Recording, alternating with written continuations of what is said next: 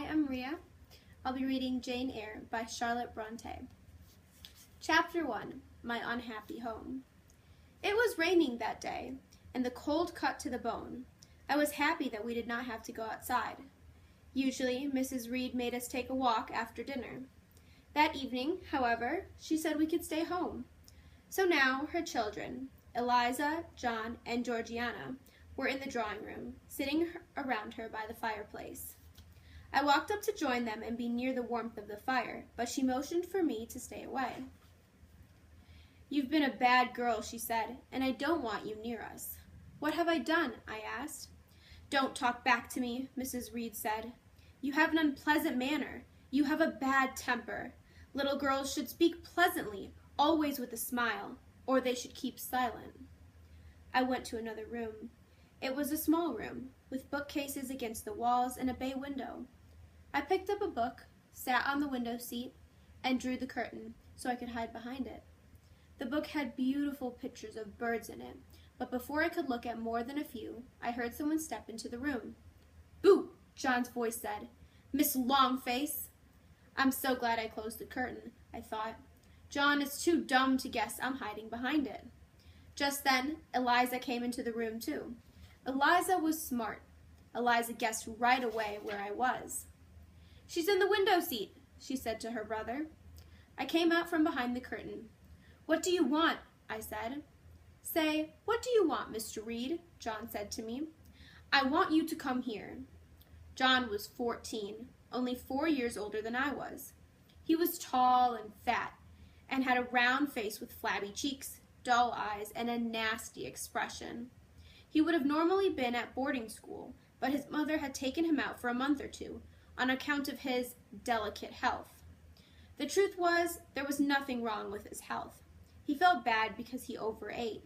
He was too lazy to do all his schoolwork, so he moped around all day and stuffed himself with the candy and sweets his mother sent him. He did not have a loving heart, and he did not show any affection to his mother or his sisters. Me, he hated. He tried to bully me and hurt me all the time. I don't mean just every day. I don't mean just once or twice a day. I mean every chance he had, every time he saw me. I was constantly frightened of him, and there was no one to protect me.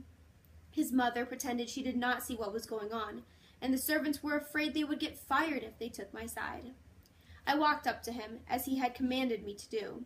He sneered and pushed me down. "That's for talking back to Mama," he said. "What were you doing behind the curtain?" "I was reading." "Let me see the book." I went back to the window and brought him the book. "You have no right to take our books," he said. "You have no right to rummage through our bookshelves. These are our books. This is our house. You have no money, you have no family, and you have no home of your own. You're an orphan. We let you sleep under our roof. We give you food to eat. We give you clothes to wear, but nothing here belongs to you. Go stand in the corner, with your face to the wall." I obeyed and started to walk away, but before I could take more than 2 steps, he hurled the book at my back. It was a large, heavy book, and the blow made me fall. As I fell, I hit my head against the edge of a small table. The pain was awful. I had a deep cut on the side of my face, and it bled so much I was scared it wouldn't stop. "You mean, nasty, good-for-nothing—" "What?" he screamed. "What did you say? Eliza, did you hear her? Did you hear what she called me?" He grabbed my hair, pulling so hard I thought it would come out. I kicked, I punched, I scratched, I fought back with all my might. All at once, Mrs. Reed, Georgiana, Bessie, who was the nanny, and Abbott, who was one of the servants, burst into the room. "What's this?" Mrs. Reed said. "What's this?" "Have you ever seen the like?" Abbott said. "She hit poor Mr. John. She scratched him." "Take her to the red room and lock her in there," Mrs. Reed said. "No, please, no," I begged. But Bessie and Abbott already had a hold of me and were dragging me up the stairs. I kicked and screamed all the way. "She's like a mad cat," Bessie said. "Abbott, hold down her arms." "For shame, Miss Eyre," Abbott said. "Is this a way for a little girl to behave?" They carried me to the red room and set me down on a stool. The moment their arms were off me, I jumped back like a spring.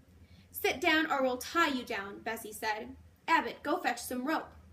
"No, no, don't tie me down. I don't want to be tied down." "All right then," Bessie said. "Sit down and sit still." I sat down on the little stool. "Make sure you stay there," Bessie said. "Stay there and think over how bad you've been." "I'm going to say this to you for your own good, Miss Eyre," Abbott said in a kind voice. "You should try to be nice and pleasant.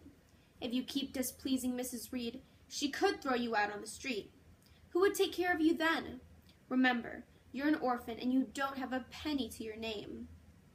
"You should pray to God to forgive you," Bessie said. "You should repent. If you don't repent, a terrible monster is going to come down the chimney and get you." They left, locking the door. The red room was the largest and most stately bedroom in the mansion. The floor was covered with red carpet. The windows were draped with red curtains.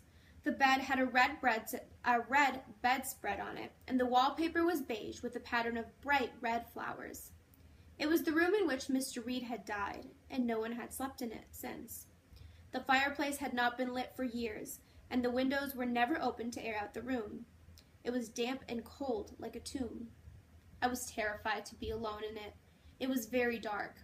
Abbott had left a single candle on the toilet table, and its flame was now flickering weakly. There was a large mirror on the wall. When I looked into it, a white figure with dark eyes and holes looked back. I gave a horrified cry before I realized I was looking at myself, a thin, pale 10-year-old with a narrow face and large eyes like holes. The dark mirror made me look like a ghoul. I wished I were pretty. Eliza and Georgiana were pretty and had beautiful curly blonde hair. My hair was dark like my eyes and straight. I was plain, and it was true that I was unpleasant. How could I be pleasant? I was too angry to be pleasant. They were cruel to me, and they were unfair. If Mr. Reed were still alive, he would make sure I was treated well. I was his sister's child.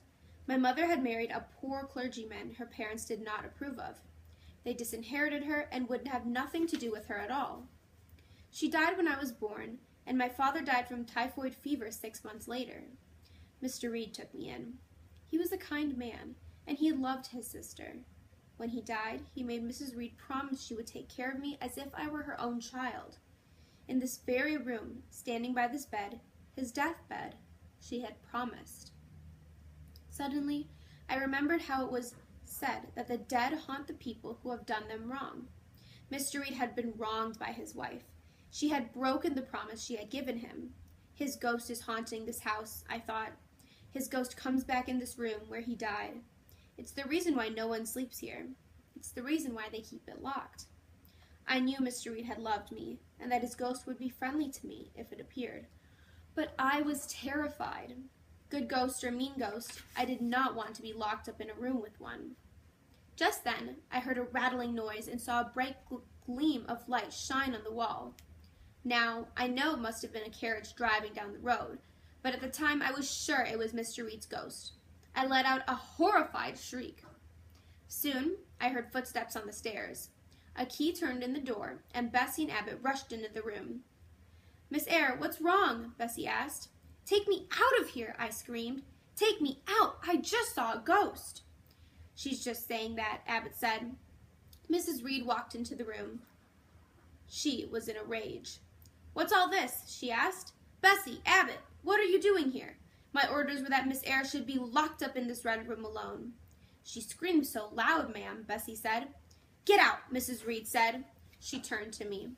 "You think you can deceive me with your fake screams?" she said.